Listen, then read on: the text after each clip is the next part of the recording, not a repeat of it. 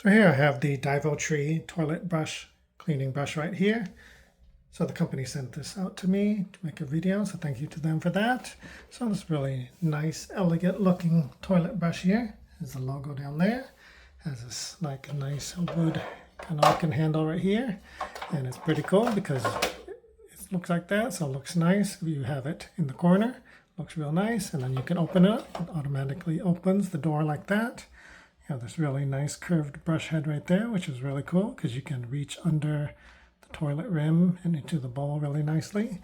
And then when you put it away, it automatically closes up like that. So that is super cool. So yeah, I really like this brush because you can get underneath really nicely like that. You can get underneath the rim of the toilet bowl. So that is really nice. So you can get under these hard to reach places like that. Really cool. And then even here, all the way inside there, you can reach all the way up in there. So that curved brush up there makes it easy to access all that. So super nice brush. Feels really nice. See, even has the logo on it right there as well. So yeah, super nice brush. Looks great, cleans great. So if you are in need of a really nice brush, definitely check this one out. It does also come with some hardware. Comes with this, so you can mount it to a wall.